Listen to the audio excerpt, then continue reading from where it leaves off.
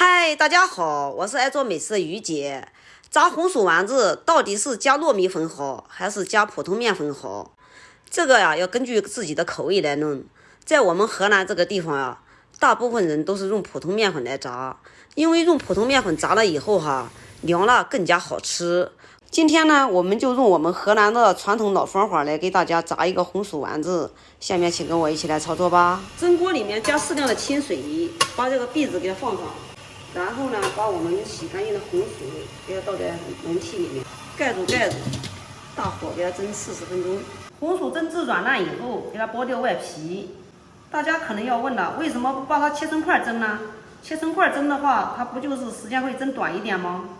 我告诉大家切成块蒸的话，含水量太高，含水量高了就要多加面粉，面粉加多了，炸出来的红薯丸子口感一点都不好吃。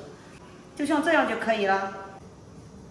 剥好以后，给它放在盆子里面，把里面的水汽给它晾一晾，等到这不冒气的时候再加面粉，千万不要烫的时候加哦，烫的时候加面粉，不管你怎么揉，它都是软的。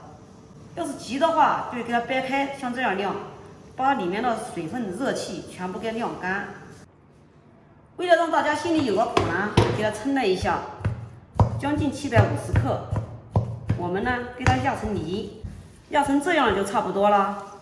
嫌麻烦的小姐妹们呢，也可以给它装入食品袋里面，连揉带搓，用擀面杖擀，那样分分钟就搞定了。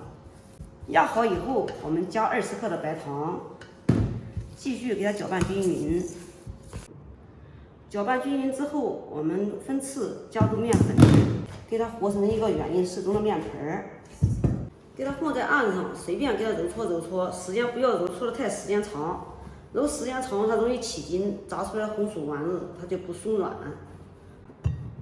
先给它搓成长条，然后再给它切成大小均匀的小剂子，每个小剂子呢大约就是10几克左右，然后再把它搓圆，像这样就可以了。按此方法把所有的红薯丸子全部都给它搓完，搓完以后给它放入盘中备用。下面我们来起锅烧油，锅烧热以后，我们在下面放一层浓碧，然后倒入食用油。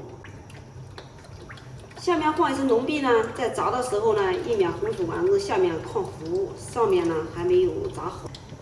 油烧至筷子下进去冒小泡泡，像这样就可以了。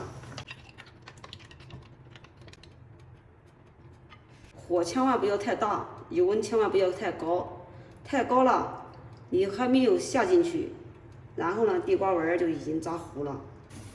红薯丸子刚下进去的时候不要动，静炸个2分钟。等到红薯丸子轻轻糊起时，像这样的时候，再轻轻的用筷子给它推动。刚开始的时候没定型，千万不要动哦，动的话红薯丸子就不会成型，炸出来的就不会光滑了。全程中小火慢炸。